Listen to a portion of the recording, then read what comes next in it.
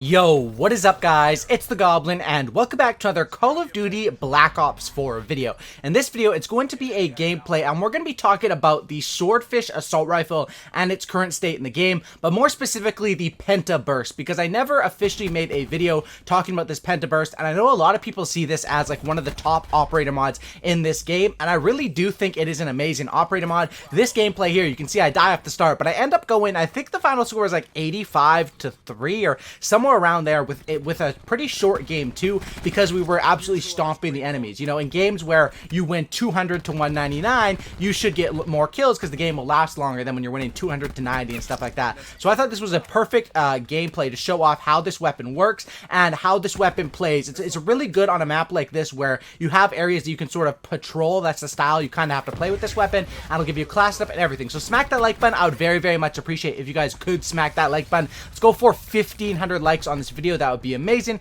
Takes a couple milliseconds to smack that like button, so I'd appreciate that. Also subscribe to the channel if you guys are new and not already subscribed. That would mean a lot to me also. So let's talk about this weapon. Now the first thing is the Swordfish is a very deadly burst weapon. It usually shoots in 4-round bursts, but the Penta Burst changes it from 4-round burst to a 5-round burst. And while that doesn't sound like it's too significant, and there is a downside being that it takes longer for the the full burst to come out of the weapon because you're shooting more bullets, so I guess you could say that is a downside if you're missing your shots, but it's major upside because, like I said, 5 to 6 shot kill, and if you're shooting 4-round bursts, it's impossible that you will get a 1 burst kill on someone who is full health. However, when you do add that Penta Burst, that makes it possible to get a 1 burst kill to people at close to medium range, and with the damage fall-offs of this weapon, pretty much, if you hit that Penta Burst straight in their chest or wherever, where all 5 of those shots connect, you are going to be killing people in 1 burst. But the way burst weapons work is it's not that simple. It's not just like, oh, you just shoot them and you hit them and they die, because you have to hit the full burst. And when enemies are moving, running around, when you're moving, running around, jump shotting, hip firing, and doing different stuff that actually happens in the game, you're going to get some 1 burst kills, but the majority of your kills are probably still going to be 2 burst, just because of, people are going to be moving around, and you should always fire that second burst, and some will even take 3 or 4 bursts if you are missing your shots from what you see in this gameplay. But I do think Penta Burst and having that ability to have that 1 burst kill is very huge. It can save your life a lot of times up close, and it can get you some kills that are faster than you will expect. But don't expect 1 burst kills, always expect 2 to 3 burst kills, and when you get those, just think of it as sort of a luxury or something that is very nice. Now with the operator mod, of course, this gun has a very fast time to kill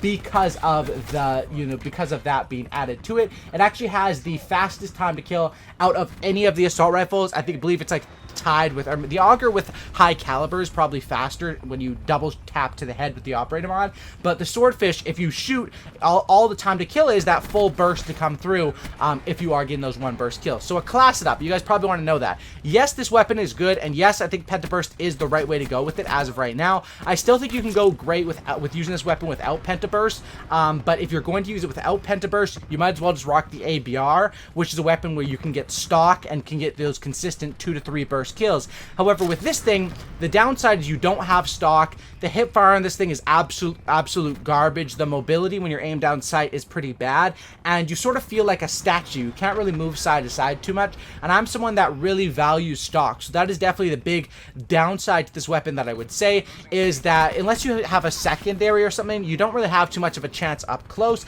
However, at medium range or once you're already set up, you are going to be destroying. So class it up. Let's talk about it. I wrote down in my notes the class up, so I'm going to go through it and talk about each thing as it goes. So Swordfish, of course, reflex sight, because the tactical rifles, the default is not like how it is on other guns where default sight is just like the iron sights. The default sight on this one is like this weird super scoped in thing that comes with all the tactical rifles. And while that might be good on a map like Jungle, for the majority of maps in this game, which are pretty small, I would say, compared to previous CODs. I mean, they dropped down the size from 6v6 in a normal match down to 5v5. So they've also, I think, plus the move back to boots on the ground, which, happened with World War II, and then with this game, of course. But compared to Black Ops 3, Infinite Warfare, and AW, I think those are huge. And of course, the health increase as well. So the class setup. Class setup here is a little bit different from the one that I was running happening in the actual gameplay. Just one attachment I've realized, even though I did good with the long barrel in this gameplay, it's probably not the most efficient attachment. I want to give you guys the most efficient setup, which is the exact same setup I was using in this gameplay,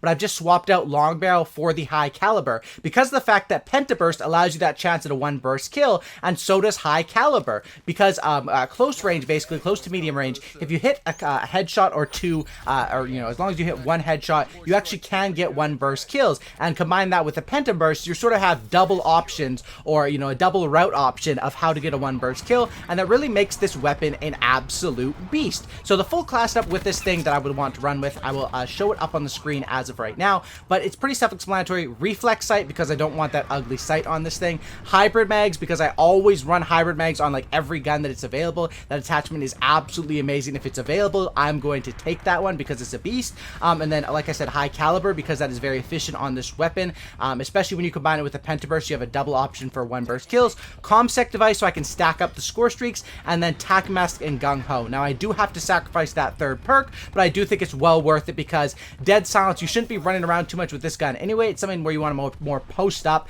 and be destroying people, but of course that is a sacrifice. You have to remember, when you're getting something, when I'm getting that extra attachment, or the operator mod, I am losing something, and here I'm going to be losing that third perk to run one attachment and then run a third perk, because I have to give up my third perk for this setup, because of course I run two perks, which is perk 1 tac mask, perk 2 gung ho. And the reason why I have to give up my perks, or my perk 3, which I would have done dead silence, is because of the fact that I am running with the Pentaburst, which takes up a lot of points. Because operator mods, while they are super strong in this game, that's the downside to them, is the cost, or the opportunity cost, I guess you could say, because you have to spend 3 points on them. 1 to activate the wild card, then 2 to actually equip the operator mod. So I think it's worth it for this gun, but for a lot of guns, it's definitely not worth it, so that's what we have there. And then of course comsec device. So to give you guys the full class up here, it's the Swordfish, red dot, hybrid mags, long barrel, Pentaburst, comsec device, tac mask, and gung ho. Pretty self-explanatory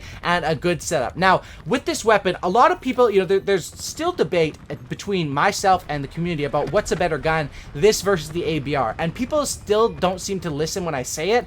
The Swordfish is a better gun statistically than the ABR. The difference is in the attachment of stock and different aspects like that, and the operator mod repeater, and the ability to, hold down the trigger. It's in little nuances that if you're just looking at a piece of paper and judging off the stats, everyone would pick the Swordfish, of course, but when you actually play the game on a day-to-day basis and you understand the power of stock and the power of being able to hold down that weapon, I think that the ABR works better for closer and medium engagements, just because you have the stock, you have the ability to hold it down, and the ability to ramp up that fire rate. But the Swordfish, if you're looking for the ability to one-shot, that's where it gets its big thing. So between these two weapons, it's like, what do you want? The ability to hit a one burst sometimes, you're not going to be hitting it even consistently, I don't think, in this game with the Pentaburst, or do you want the it's easy to hit one burst when people are like charging straight at you, but when they're moving more side to sides, when it's harder. Or do you want the ability to have the repeater operator mod, and then the ability to have, so that's the operator mod debate.